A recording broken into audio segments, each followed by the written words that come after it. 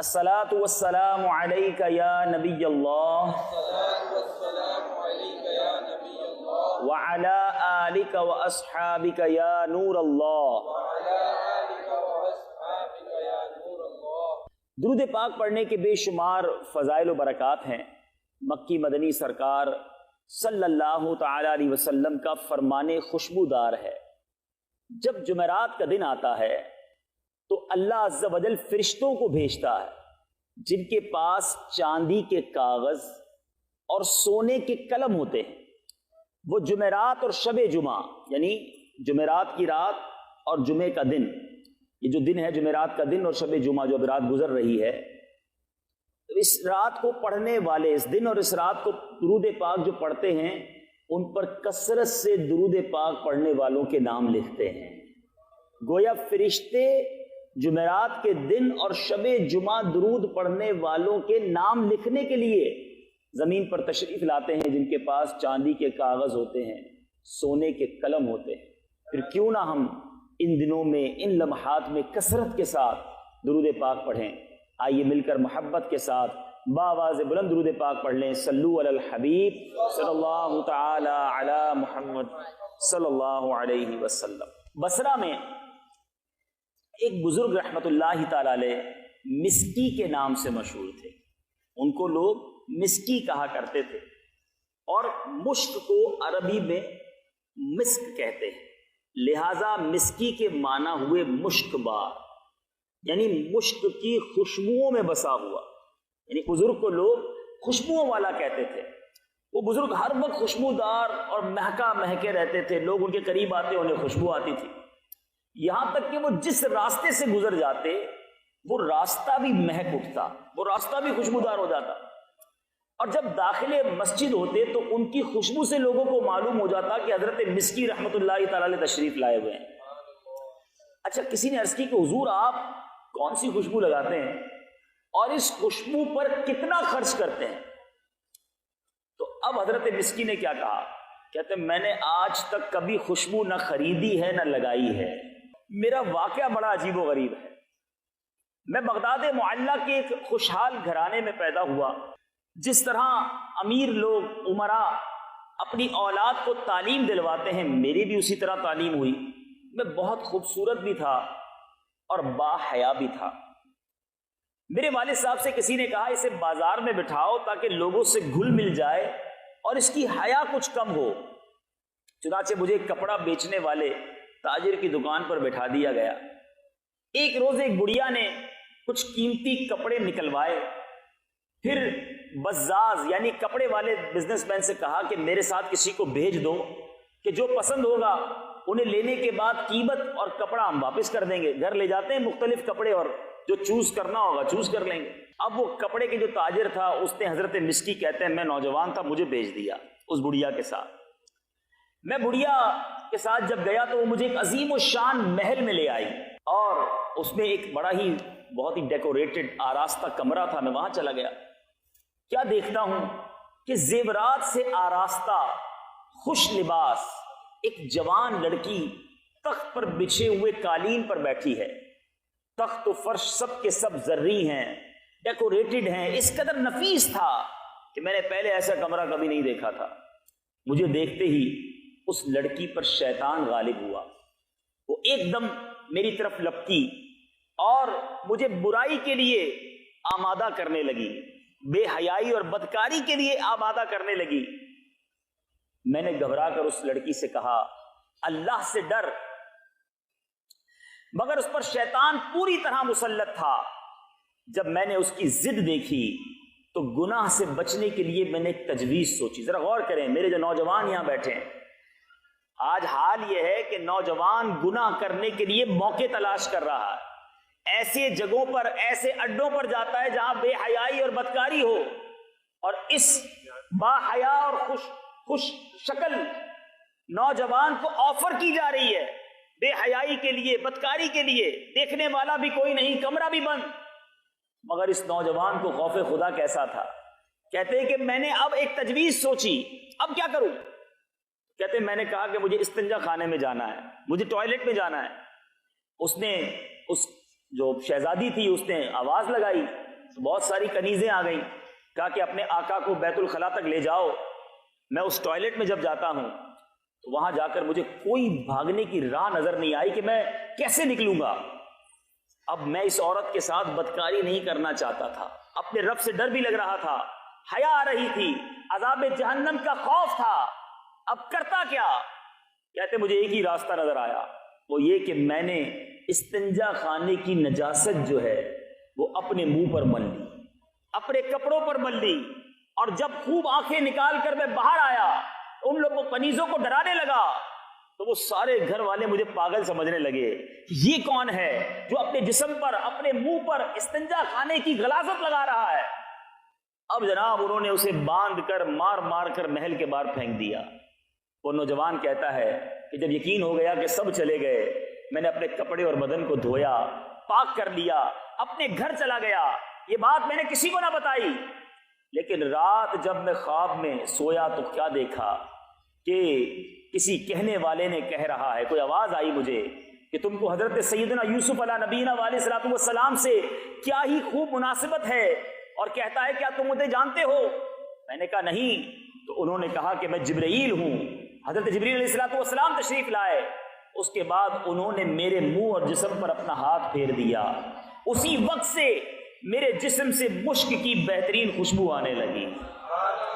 یہ حضرت سیدنا جبرائیل علیہ الصلوۃ والسلام کے مبارک ہاتھ کی خوشبو کا اثر ہے۔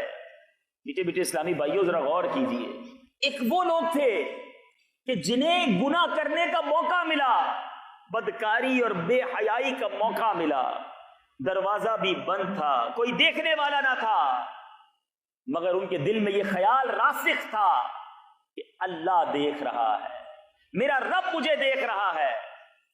اور آج ہم ہیں کہ آج ہمیں یہ معلوم ہے کہ رب دیکھ رہا ہے، مگر ہم گناہ سے باز نہیں آتے، ہم بے حیائی سے باز نہیں آتے۔ یاد رکھیں میٹھے اسلامی بھائیوں، حیا یہ ایمان کا شعبہ ہے، حیا یہ مسلمان کا زیور ہے، مگر آج جس قدر بے حیائی عام ہوتی جا رہی ہے، آج لوگ بے حیائی کو کچھ سمجھتے ہی نہیں ہیں۔ مرد و عورت کے گفتگو کرنا، دوستی کرنا، ایک دوسرے سے ملاقات کرنا، فلمیں، ڈرامے، گانے، باجے، اس طرح کے معاملات، شادی کے فنکشنز، آج یہ مخلوط تفریح گاہیں یہ ہماری حیا کا جنازہ نکال رہی ہے۔ سیدنا عثمان غنی رضی اللہ تعالیٰ عنہ کتنے با حیا تھے۔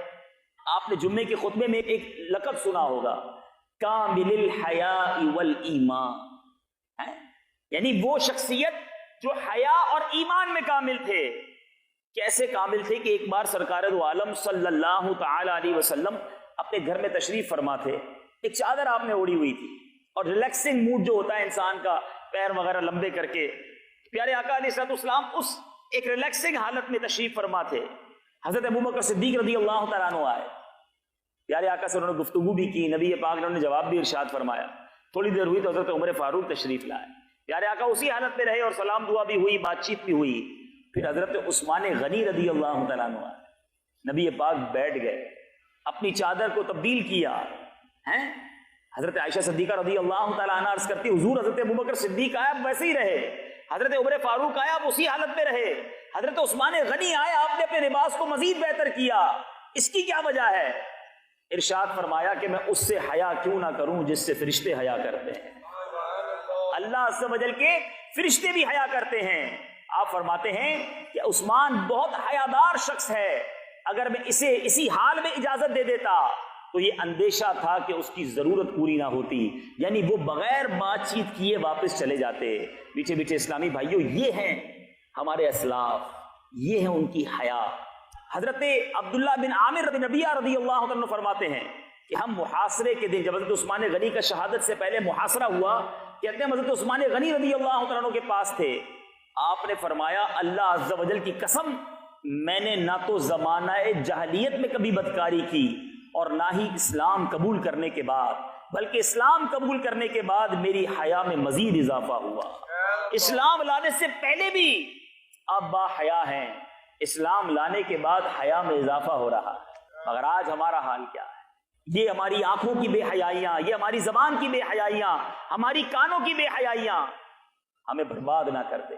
اللہ رب العزت اگر ناراض ہو گیا، اگر اس بے حیائی کے سبب ہم عذاب میں مبتلا کر دیے گئے، ہم کہاں جائیں گے؟ آپ دیکھیں نا، دن بدن لوگ کہتے ہیں جناب ماڈرن زمانہ ہو رہا ہے، زمانہ ترقی کر رہا ہے، اب 21ویں صدی کی باتیں کرو، یہ پرانی باتیں نہ کرو۔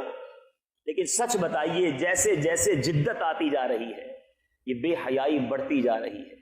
پہلے پردہ تھا، اب پردہ ختم ہوا، اب کہا گیا جناب مرد و عورت ساتھ مل کر زمانے میں رہیں گے۔ عورت کو بازار میں لایا گیا اور پھر نعرہ لگایا گیا لیڈیز فرسٹ، تو عورت کو اور آگے بڑھا دیا گیا۔ اب کون سا اشتہار ہے جس میں عورت نظر نہیں آتی؟ بندہ جائے تو کہاں جائے؟ مدینے جائے کہ کہیں بھی آنکھیں بچانا مشکل۔ یعنی مرد کی استعمال کی کوئی پروڈکٹ بھی ہے تو اس میں بھی عورت کو اشتہار میں دکھایا جاتا ہے۔ یہ کیوں ہو رہا ہے؟ عورت کو کھلونا بنایا جا رہا ہے، اور یہ نادان عورتیں سمجھتی ہیں ہمیں ترقی مل رہی ہے۔ عورت اس لیے نہیں، عورت کا مطلب ہی ستر یعنی چھپانے کی چیز ہے۔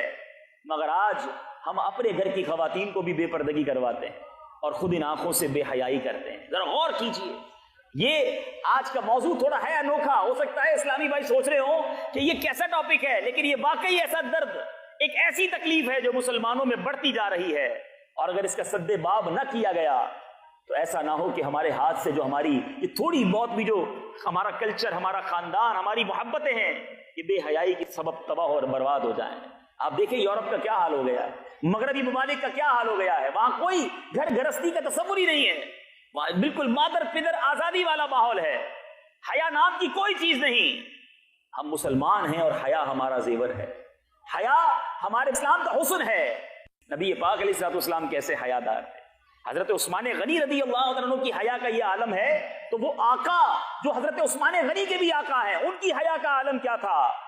مدنی آقا صلی اللہ تعالیٰ علیہ وسلم کے بارے میں مشہور صحابی حضرت ابو سعید خدری رضی اللہ تعالیٰ عنہ فرماتے ہیں کہ نبی اکرم رسول محتشم صلی اللہ تعالیٰ علیہ وسلم اس سے بھی زیادہ شرمیلے تھے جیسے کنواری لڑکی اپنے پردے میں شرمیلی ہوتی ہے۔ یعنی کنواری لڑکی سے زیادہ شرم والے ہمارے آقا علیہ الصلوۃ والسلام تھے۔ مگر آج ایک عجیب محاورہ مشہور کیا گیا ہے کہ جس نے کی شرم اس کے پھوٹے کرم، معاذ اللہ۔ ارے سچی بات تو یہ ہے کہ جس نے کی شرم اس کے اونچے کرم ہے۔ شرم کرنے والا ہی اللہ کو پسند ہے، مگر آج جو زیادہ شرماتا ہے لوگ کہتے ہیں بڑا شرمیلا ہے، عورتوں سے بات نہیں کرتا، ہمارے خاندان کی رسم و رواج میں آ کر بیٹھتا نہیں۔ ایک انسان اپنے آپ کو گناہ سے بچانا چاہتا ہے تو لوگ اس کا مذاق اڑاتے ہیں۔ میں نبی پاک علیہ الصلوۃ والسلام کے غلاموں سے بات کر رہا ہوں، سرکار علیہ الصلوۃ والسلام کے امتیوں سے بات کر رہا ہوں۔ سرور کائنات صلی اللہ تعالی علیہ وسلم کنواری لڑکی سے زیادہ شرم والے، اور آج ہمارا حال کیا ہے؟ آج بے شرمی کے موقع ڈھونڈے جاتے ہیں۔ پہلے کبھی کبھی شادی کے نام پر بے پردگی کا ماحول دیکھنے کو ملتا تھا، پتا چلتا تھا کہ مرد و عورت مل کر جناب فنکشن کر رہے ہیں، مہندی کر رہے ہیں، برے کام کر رہے ہیں۔ لیکن اب تو برتھ ڈے کے نام پر رسم بسم اللہ کے نام پر ہے بسم اللہ، مگر اس میں بھی مرد و عورت ساتھ ہیں۔ اب ویلنٹائن ڈے تو مدر ڈے تو فادر ڈے، پتہ نہیں کون کون سا دن منایا جا رہا ہے، اور اس دن میں ہوتا کیا ہے؟ اللہ کو راضی کرنے والے کام، یا معاذ اللہ مرد و عورت مل کر بے پردگی ہو رہی ہوتی ہے۔ بظاہر لوگ کہتے ہیں ہم تو بھائی بہنوں جیسے ہیں، نہیں، اسلام اس چیز کی اجازت نہیں دیتا۔ حدیث میں تو دیور کو بھی موت کا فرمایا گیا کہ اگر کسی عورت کا دیور ہے تو دیور سے بھی اس کا پردہ ہے۔ مگر آج دوست بھی گیدرنگ میں ملتے ہیں تو تعارف کرواتے ہیں یہ میری وائف ہے، اور وہ دوسرا بھی کہتا ہے بہت خوشی ہوئی آپ سے مل کر۔ مرد کو غیرت نہیں آ رہی کہ میں اپنی بچوں کی امی کو کسی اور سے ملا رہا ہوں؟ ایسا نہ کریں، یہ اسلام کی تعلیمات نہیں۔ آہستہ آہستہ آہستہ یہ حیا اٹھتی جا رہی ہے۔ میٹھے میٹھے اسلامی بھائیوں، اللہ تبارک و تعالی حیا کرنے والوں کو کیسے پسند کرتا ہے۔ حضرت سیدنا فاروق اعظم رضی اللہ عنہ کا زمانہ ہے، ایک نوجوان بہت متقی اور پرہیزگار تھا، بڑا خوف خدا والا۔ سیدنا عمر رضی اللہ عنہ بھی اس کی عبادت پر تعجب کیا کرتے تھے، ایسا نوجوان، ایسی عبادت کرنے والا۔ وہ نوجوان نماز عشاء مسجد میں ادا کرنے کے بعد اپنے بوڑھے باپ کی خدمت کرنے کے لیے جایا کرتا تھا۔ راستے میں ایک خوبصورت عورت اسے اپنی طرف بلاتی تھی، لیکن یہ نوجوان اس پر توجہ دیے بغیر نیچی نگاہیں کیے گزر جایا کرتا۔